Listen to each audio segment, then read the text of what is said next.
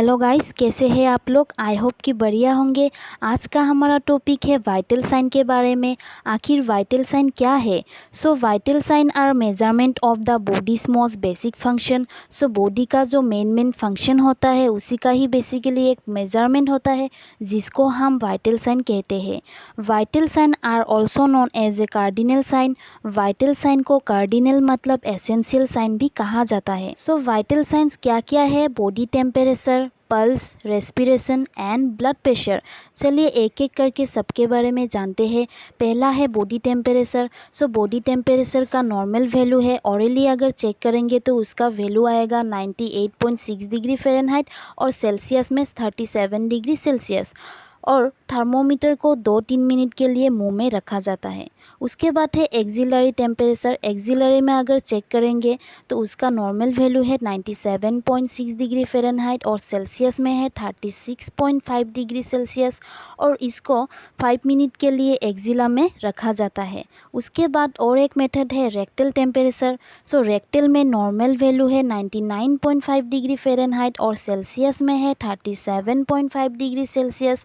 इसको थर्मोमीटर को 2 मिनट के लिए रखा जाता है। सो बच्चों में सबसे अच्छा रोड है एक्सिलरी रोड, ठीक है।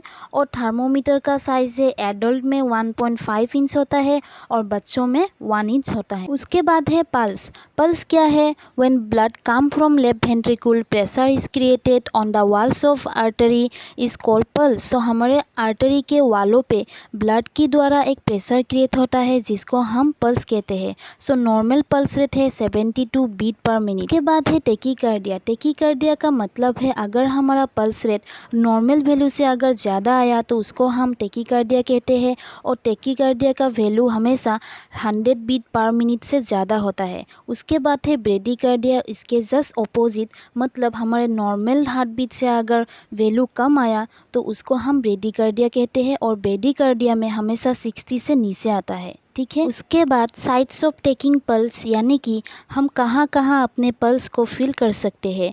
Temporal pulse, carotid pulse, apical pulse, brachial pulse, radial pulse, femoral pulse, popliteal pulse, dorsal pedis और पोस्टीरियर टिबियल, जैसे कि आप डायग्राम पे देख ही सकते हो। उसके बाद है रेस्पिरेशन। सो रेस्पिरेशन का मतलब है the exchange of gases, for example inhalation of oxygen and exhalation of carbon dioxide. जो हम नॉर्मली ऑक्सीजन को लेते हैं और कार्बन डाइऑक्साइड को छोड़ देते हैं उसी को रेस्पिरेशन कहा जाता है। So normal respiration rate adult में कितना होता है 12 to 20 breath per minute, children में 20 to 28 ब्रीथ पर मिनट। उसके बाद हम कुछ मेडिकल टर्म को जानेंगे, ठीक है। सो पहला है यूपनिया। नॉर्मली ब्रीथिंग पैटर्न को ही हम यूपनिया कहते हैं। जैसे कि हम नॉर्मली ऑक्सीजन को लेते हैं और कार्बन डाइऑक्साइड को छोड़ देते हैं उसी को मेडिकल टर्म में यूपनिया कहा जाता है। उसके बाद apnoea, absence of breathing for short interval. कुछ टाइम के लिए अगर अपने ब्रीथिंग पैटर्न में गैप आ जाए तो उसी को हम अपनिया कहते हैं। उसके बाद है टेकिपनिया। टेकिपनिया का मतलब है respiration rate above 30 breath per minute. 30 से अगर ऊपर चली जाए रेस्पिरेशन रेट उसी को हम टेकिपनिया कहते हैं। उसके बाद है ब्रेडिपनिया। ब्रेडिपनिया टेकिपनिया से जस्ट उल्टा है, जैसे कि हमारे नॉर्मल रेस्पिरेशन रेट से कम है यानी कि respiration rate below 10 breath per minute. उसके बाद है blood pressure. So blood pressure is again associated with pulse. Blood pressure pulse के साथ जुड़ा हुआ है। कैसे।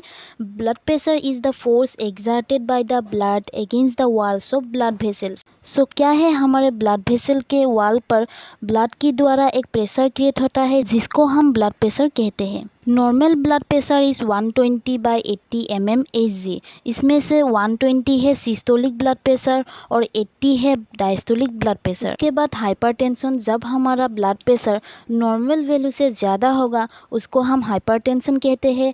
सो हाइपरटेंशन का वैल्यू है 140/90 mmHg। और हाइपोटेंशन, हाइपोटेंशन का मतलब है नॉर्मल वैल्यू से जब कम आएगा उसी को हम हाइपोटेंशन कहते हैं। उसका वैल्यू है 90 से कम। सो गाइस, आज का वीडियो यहीं तक ही। वीडियो रिलेटेड कोई भी डाउट हो तो आप कमेंट कर दीजिए और वीडियो अगर अच्छा लगा है तो लाइक कीजिए, सब्सक्राइब कीजिए और अपने दोस्तों के साथ शेयर कीजिए।